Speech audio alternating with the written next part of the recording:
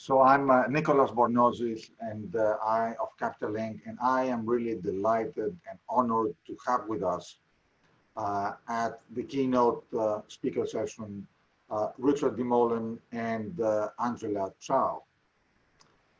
Richard DuMoulin, you all know Richard. By the way, I will not steal the thunder from Richard introducing Angela. I will let him do this.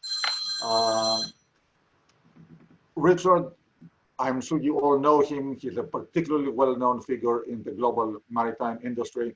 Richard has a footprint in the industry, both as a ship owner and also as somebody who cares and contributes to broader industry topics. So Richard is president and the owner of Intrepid Shipping. Before that, he held the position with OMI for a long period of time. And he's very well known for his broader industry footprint as chairman of INTERTANKO. He's also on the board of Seamen's Church, chairman. I mean, Richard has a very long footprint in terms of his contribution to various associations in the industry. And I will let him, and I would like to also thank him for being instrumental to convince Angela to be with us today. And before turning it over to Richard, I would like to mention on a personal base, personal note, the following. I graduated from Harvard Business School in 1982, and from 1980 to 1982, I was the president of the International Shipping Club. So one of the first things that I did at the time was I invited Richard to make a presentation to the Harvard Business School students and also the MIT students, because we had Professor Marcus at the time, who was delivering an excellent course at MIT. And Richard came, he was at OMI, and he spoke to the students. And of course, the highlight was that at the time, I had the unique privilege to organize a presentation for Captain Chao, who came and again addressed the Harvard Business School and the MIT students on international shipping. So I have to say, I'm particularly touched to be able to have you both here today. I'd like to thank you, and now I will disappear and turn it over to Richard and Angela.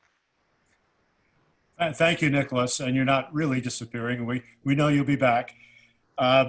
Nicholas's story just shows what a small world in many ways shipping is, where we may span all the oceans of the globe, all the trade routes, and carry 90% of the goods on Earth, but people tend to know each other. And I met Nicholas at Harvard Business School, and funny, that was my first business lunch in 1974, where my boss, Mike Klebanoff, who'd originally been born in China, invited me to meet his very good friend and one of the sharpest guys in the industry from Mike's point of view. He wanted me to meet Dr. James Chao. So my first business lunch in September 1974 was with Angela's dad. And I don't know what grade of school Angela was in then, but she was not there. But it's a small world. People know each other, which has an impact on this industry.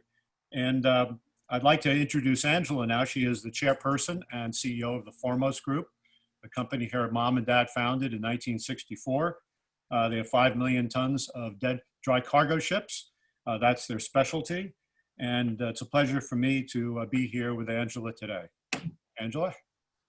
Thank you so much, Richard, for that wonderful introduction. And thank you, Nicholas, and Capital Link for having me. I'm very honored to be here today. So just a short intro, because I know Richard hit the highlights, but as he said, Foremost Group is an American shipping company founded in 1964. That was 56 years ago by my parents. Dr. James S.C. Chao is my father, and my mother is Mrs. Ruth Mulan Chu Chao. Foremost owns and manages an eco-friendly fleet of dry bulk carriers, all modern. The average age of our fleet is 5 years or less and has been for the last 30 years. So while that is a statistic often touted by soon-to-go public companies, this is a statistic that we have been able to maintain and uphold for 30 years going. So that's also one of the ways we maintain our eco-friendly fleet, continuously upgrading our tonnage and incorporating the latest technologies and efficiencies in ship hull design into our ships. So as Richard said, our fleet is over 5 million deadweight, and we can carry almost 20 million tons of the major dry bulk commodities annually in the world. When I joined the company in 1996, since we're talking a little bit about history, and history is so important, I often think that I kind of came of age during the regulation of our industry. So when I joined the company in 1996, I was tasked with ISM. And the industry had never seen such regulation. And there was a lot of confusion as to what and how to implement. While the principles were simple, and our company anyway was basically doing everything already, it had to be organized in a very different format than what our management and technical staff were used to. So my father used to say that I was ignorant. I didn't know how much the veterans in the industry were struggling with how to comply. And so I just went at it. I visited all the ships, I met all the captains, I met all the chief engineers, I talked to everybody, I asked every dumb question that I could think of or that I wanted to, and I just learned. I soaked it all in, and I actually think that was just an invaluable experience in my entry into our industry in the company. I learned so much from our crew, the captains, chief engineers, and the crew. And thankfully, I was also able to earn their respect. And so that for me was the best way to kind of start in the company and join this wonderful industry. And so I'm just really happy to be in it and to be with you here today. That's interesting, the comment about ISM, which is International Safety Management, for those who are not technically oriented. And the late 90s was a real time of reckoning in shipping. It was the decade after the Exxon Valdez. The regulations had been up to another level, and the industry was having trouble complying. And the biggest challenge was attitude of the leaders of the industry. And the good companies in the industry were doing things right, but didn't like to be regulated. But they were going to be more regulated if they didn't get the bad companies in the industry up to a higher level. And that's where ISM came in, and where the leadership of organizations like INTERTANKO, INTERCARGO, IMO, and others came along. So Angela came in at a very interesting time where the regulations were finally biting, and the industry hasn't been the same since. Has not been the same. Nowadays, how much of your time and senior management do you feel is spent on the regulatory side versus commercial? Well, they're inextricably linked now. We're lucky enough to have a handful of charters in the world that we work with. And we work with the first class charters like Cargill, Bunge, Louis Dreyfus, NYK, MOL. And so compliance has become part of our everyday life. It is important. And in fact, our company tries to exceed just the regulations and try to be on the forefront of environmental compliance and incorporation of technologies into our ships, both hardware, software, and actual ship hull design. And so I think it's very hard to separate them out because they are now inextricably linked. And in terms of obtaining financing as a private company, and perhaps for the public companies when it comes to their both IPOs and additional capital raises, do you see the technical side being important in terms of dealing with the financial industry and getting support for your growth of the company? Honestly, I don't think that they spend enough time on it. I think that oftentimes these financiers see ships as a commodity, and it's kind of an asset-based approach to financing, and it's a secured financing for them, and they don't differentiate between what the ship is, where it's being built, who the management company is, what kinds of technologies are going on board. They just don't have that knowledge, and there isn't enough differentiation.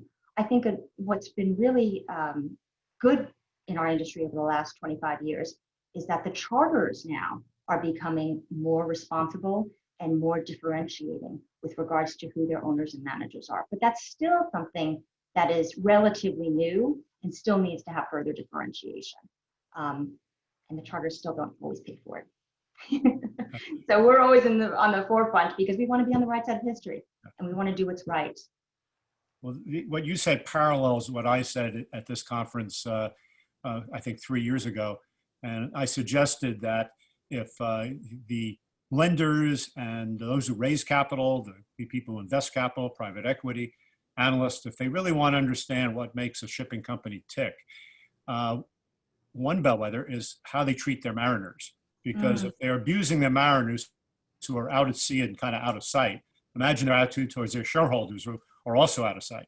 And you picked another, which is the technical and safety expertise of the company, which is tied in also with your care of the mariners and their training. So it's interesting. Absolutely. I think your point about the mariners is so important because they're on the forefront of our industry and they are our essential workers. So my father was a captain himself. He was he studied navigation as an undergraduate, and then he worked his way up from deck cadet all the way up to captain. He became one of the youngest he became the youngest ocean-going captain of his time. He was 29 at the time. And so we actually understand it's part of our DNA and our company culture that we spend an enormous amount of time on crewing and treating our crew well and going on board and visiting our ships. So this is another thing that I think that financiers need to differentiate in terms of management. Do they really know their ships? Do they really know what technologies they're putting on board? And who is crewing these ships? And how does that company treat those crew? Oftentimes, crew are a faceless, army on board the ship.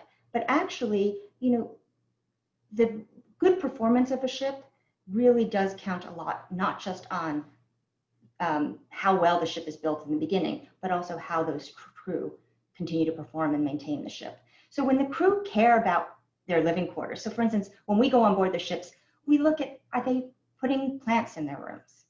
Are they taking care of their accommodations as though it's their home? And then you have a healthy, mentally healthy ship as well. So these are little things that are part of management, but have a human side of management that are so important to the well-being of the ship and its performance. Maybe another way to put this is if you're an investor or a lender, you don't want your investment or your loan destroyed because the ship owner is an incompetent operator, moral operator, or just prioritizing everything else except the running of the ship. You're taking market risk and other risks when you do a loan, but why take the risk of the ship owner not knowing what they're doing or purposely not doing it well? Those are easy things to do your due diligence on, and you can cross one big risk off and just focus on the rest. So I agree. It's a shame that more people from the financial industry haven't taken this deeper look, the old Ross Perot look under the hood type approach. And I think good owners appreciate it when this is done because they're proud of what they've been doing. While we're on crew, the COVID challenge right now, of course, it's a commercial challenge to industry, but there's also the operating challenge. I wonder if you'd talk about that for a moment, Angela. Yeah, so COVID, I think one of the tragedies of COVID, there's so many tragedies, and I'm so sorry to all of the people out there who have been affected by this or who have family and loved ones that have been affected by this. It's also been horrible for the crew. So there are two sides of this coin. Most people don't realize that there are crew members that are on board these ships for longer than they would like to be. But it's not just that they're on board longer than they'd like to be, it's the uncertainty of when they can disembark. And so there's most countries in the world do not allow seafarers to disembark and go home because they don't want, obviously, these quarantine issues.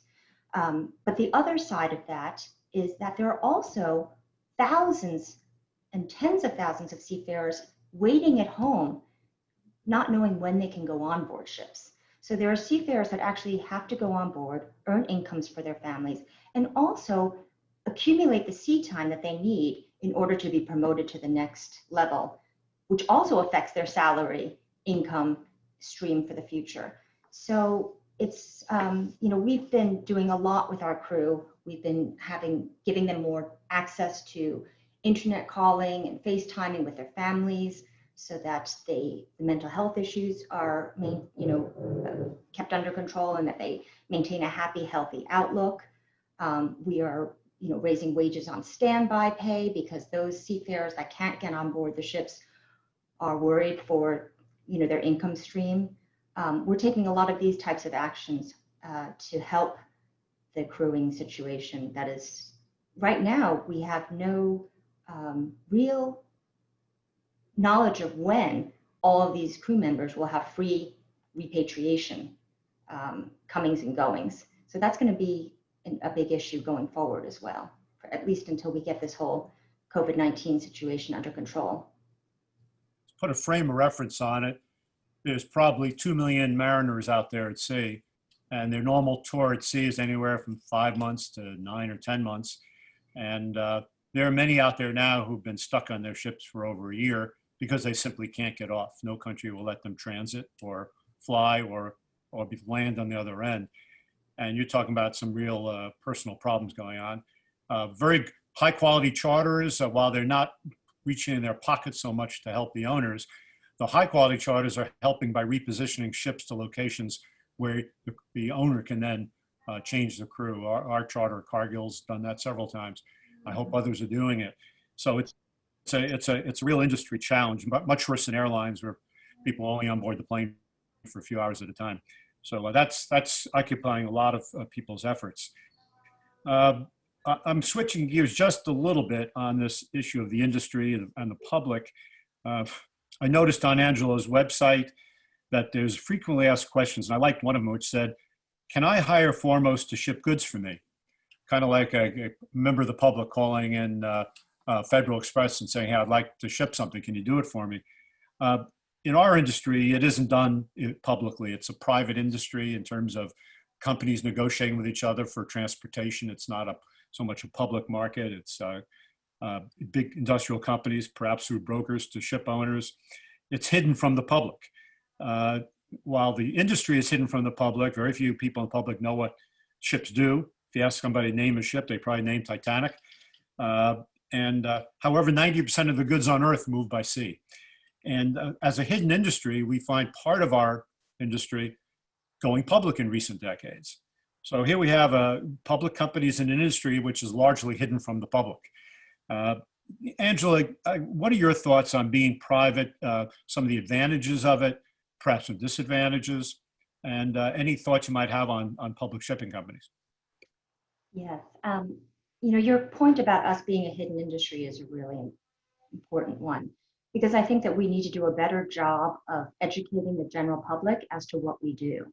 We actually seamlessly and invisibly transport 90% of the world's goods. That's 11.9 billion tons of goods being shipped annually. That's 1.6 billion tons per person every year. So that's actually pretty incredible. I don't think people realize how essential we are to their lives, that we subsidize their standard of living, and that we make life a lot more comfortable.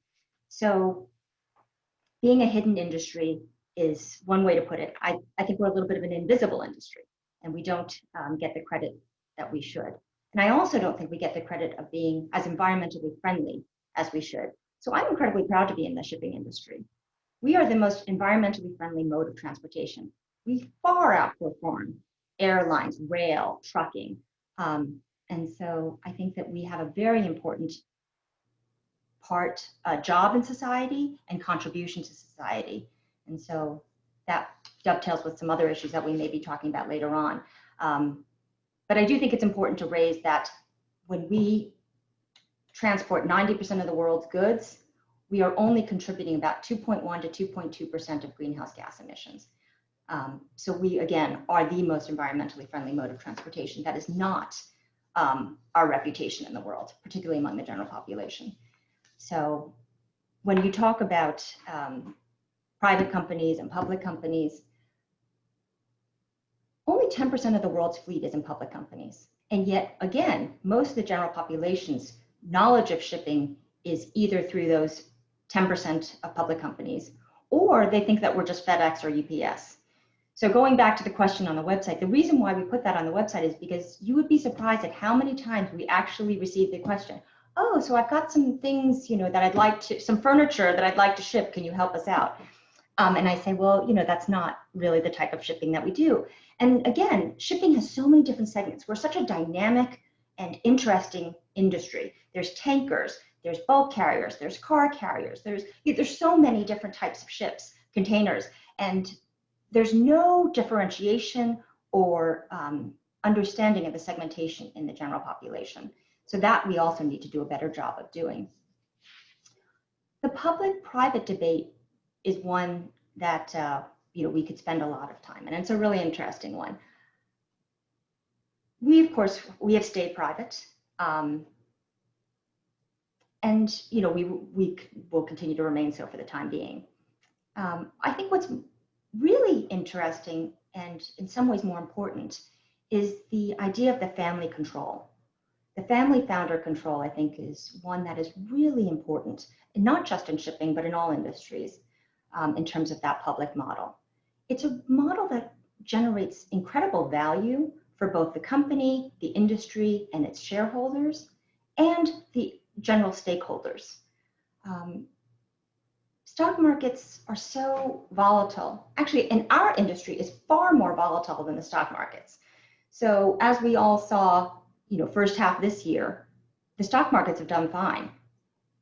The dry bulk indices have seesawed much more volatilely than any of the markets did. And even when the stock markets had their meltdown on March 23rd or whatever that low point nadir was, our industries had far greater vicissitudes.